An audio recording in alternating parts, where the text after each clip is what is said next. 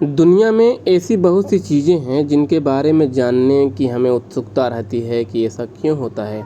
आखिर सूर्य ग्रहण क्यों होता है, ताज़ा अंडे पानी में डूब जाते हैं, पुराने क्यों नहीं, लोहे का बड़ा जहाज़ पानी में क्यों नहीं डूबता, मछली पानी में जीवित कैसे रहती है, आप इस वीडियो में जानेंगे। बरसात कैसे होती है। आर्द्र मानसून हवाएं जब पर्वत से टकराती हैं तो ऊपर उठ जाती हैं, परिणाम स्वरूप पर्याप्त बारिश होती है। हम जानते हैं कि ज्यों-ज्यों ऊंचाई बढ़ती है तापमान कम होने लगता है। 165 मीटर ऊपर जाने पर 1 डिग्री सेंटीग्रेड तापमान कम हो जाता है। हवाएं जब ऊपर उठती हैं तो इसमें मौजूद वाष्पीकरण ठंडे होकर पानी की बूंदों में बदल जाते हैं। जब पानी की बूंद भारी होने लगती है तो यह धरती पर गिरती है, इसे हम बारिश कहते हैं। चूँकि मानसूनी हवा में वाष्पीकरण भरपूर मात्रा में होते हैं, इसलिए बारिश भी जमकर होती है। भूकंप क्यों आते हैं। हमारी पृथ्वी के अंदर 7 तरह की प्लेट्स हैं जो लगातार घूम रही होती हैं। ऐसे में जब कभी ये प्लेट्स ज़्यादा टकरा जाती हैं उसे जोन फॉल्ट लाइन कहा जाता है।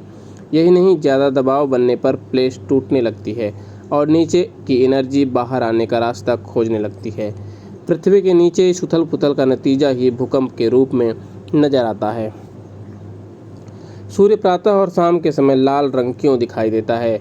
धरती के चारों ओर वायुमंडल यानी हवा है। इसमें कई तरह के गैसों की मॉलिक्यूल और पानी की बूंदें या भाप हैं। गैसों में सबसे ज़्यादा करीब 78% नाइट्रोजन है और करीब 21% ऑक्सीजन। इसके अलावा आर्गन गैस और पानी है। इसमें धूल, राख और समुद्री पानी से उठा नमक वगैरह आदि भी हैं।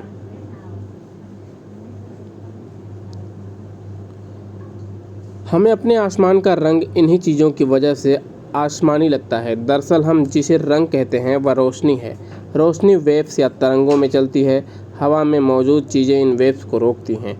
जो लंबी वेव्स हैं उनमें रुकावट कम आती है, वे धूल के कणों से बड़ी होती हैं, यानी रोशनी की लाल, पीली और नारंगी तरंगें नज़र नहीं आती हैं।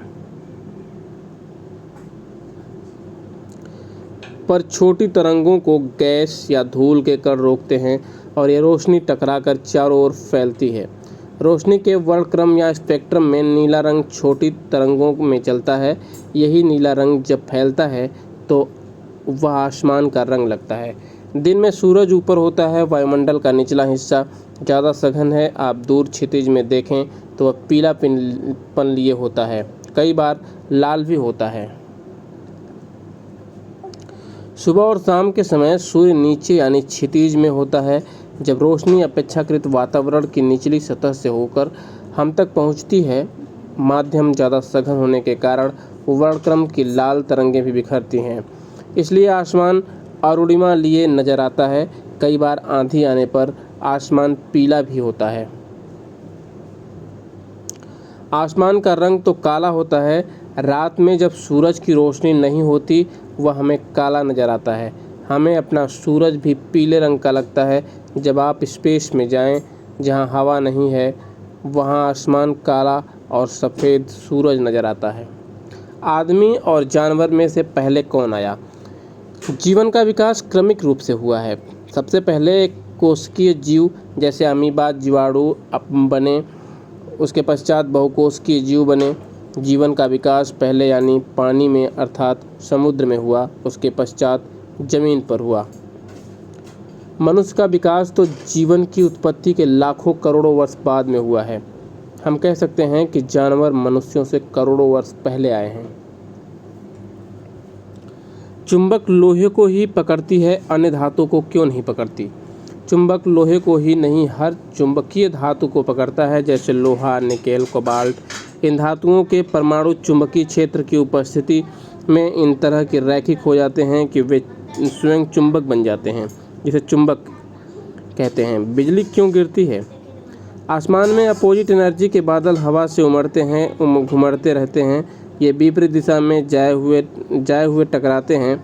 इससे होने वाले घर्षण से बिजली पैदा होती है जो धरती पर गिरती है। आसमान में किसी तरह का कंडक्टर न होने से बिजली पृथ्वी पर कंडक्टर की तलाश में पहुंच जाती है, जिससे नुकसान पहुंचता है। धरती पर पहुंचने के बाद बिजली को कंडक्टर की ज़रूरत पड़ती है। आकाशीय बिजली जब लोहे के खंभे के अगल बगल से गुजरती है तो वह कंडक्टर का काम करता है। उस समय कोई व्यक्ति यदि उसके संपर्क में आता है तो उसकी जान तक जा सकती है।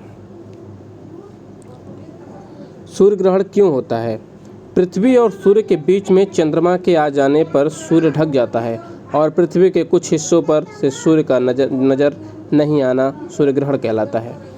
जब सूर्य पूर्ण रूप से या आंशिक रूप से चंद्र द्वारा ढक जाने पर सूर्य नज़र नहीं आता तो वैसे सूर्य ग्रहण अथवा आंशिक सूर्य ग्रहण कहा जाता है।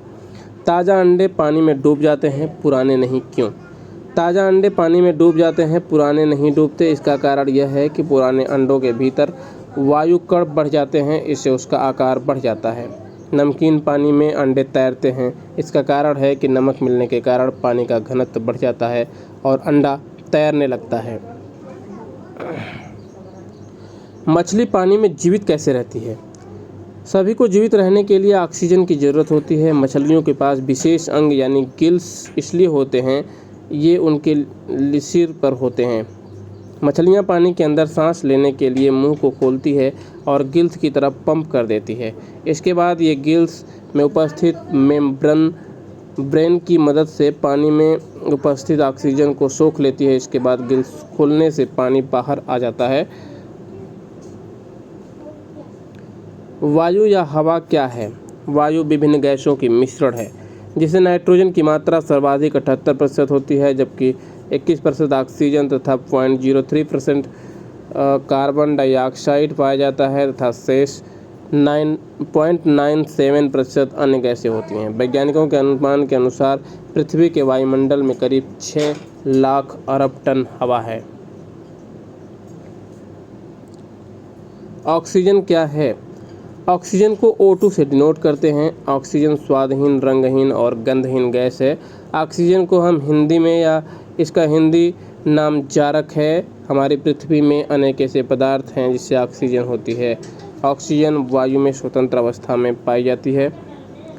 वनस्पति तथा प्राणियों के प्रायः सब शारीरिक पदार्थों का ऑक्सीजन एक आवश्यक तत्व है जो हमारे वातावरण की वायु होती है। इसमें करीब 30%। जल क्या है? जल या पानी एक आम रासायनिक पदार्थ है जिसका अणु 2 हाइड्रोजन परमाणु और 1 ऑक्सीजन परमाणु से बना है। H2O यह सारे प्राणियों के लिए जरूरी है।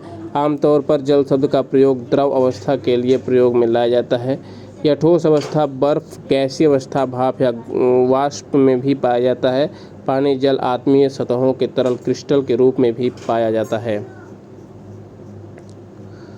दिन और रात कैसे होते हैं? पृथ्वी सूर्य की परिक्रमा करती है और परिक्रमा के साथ साथ अपने खुद घूमती रहती है। जो भाग सूर्य के सामने होता है वहाँ दिन होता है, जो भाग सामने नहीं होता वहाँ अंधेरा होता है, जिसे रात कहते हैं। पूरी परिक्रमा करने में 1 साल लग जाते हैं और अपना खुद एक बार घूमने में 24 घंटे लगते हैं। समुद्र का पानी नीला क्यों दिखाई देता है? आसान शब्दों में इसका जवाब है कि समुद्र के जल में नीले आसमान का परावर्तन होता है, इसलिए समुद्र नीला दिखाई देता है। साथ ही यह इस बात पर निर्भर करता है कि समुद्र को किस कोण से देखा जा रहा है। सूर्य के प्रकाश में सभी रंग उपस्थित होते हैं। जब सूर्य का प्रकाश समुद्र के जल से टकराकर लौटता है तो समुद्र का जल इसमें से अधिकांश रंग अवशोषित कर लेता है। इस प्रभाव को देखने के लिए पानी की विशाल मात्रा का होना आवश्यक है। इसलिए कप या पानी नीले के स्थान पर रंगहीन दिखाई देते हैं। समुद्र के जल के अणु प्रकाश में उपस्थित लाल रंग को तुरंत अवशोषित कर लेते हैं, परंतु वे नीले रंग को पूरी तरह से अवशोषित नहीं कर पाते। फलस्वरूप जल से परावर्तित होकर आने वाले प्रकाश में नीला रंग होता है और समुद्र के जल का रंग नीला दिखाई देता है। साथ ही समुद्र में उपस्थित मृत जीव जंतु और पेड़ पौधे आदि इस नीले रंग की तीव्रता को और बढ़ा देते हैं। बादल कैसे बनते हैं? समुद्र, झील, तालाब और नदियों का पानी सूरज की गर्मी से वाष्प बनकर ऊपर उठता है। इस वाष्प से बादल बनते हैं। क्यों और कैसे फटते हैं बादल? बादल फटने की अधिकतर आपदाएं पहाड़ी क्षेत्रों में ही होती हैं। इस तरह की घटना में भारी नमी से लदी हवा अपने रास्ते में खड़ी पहाड़ियों से टकराती है, जिससे एक खास तरह के बादलों का निर्माण होता है। नमी से भरे इन बादलों को ऊपर की ओर धकेलने वाली वायु जब कमज़ोर पड़ जाती है तो अचानक ही इन बादलों से मूसलाधार बारिश शुरू हो जाती है। इसे बादल का फटना कहते हैं। मतलब बादलों के फटने के लिए खास तरह के बादल जिम्मेदार होते हैं। तूफान एवं चक्रवात क्यों आते हैं? किसी स्थान पर वायुदाब के अचानक कम हो जाने से वहाँ पर अधिक वायुदाब वाले स्थान से वायु आने की संभावना हो जाती है।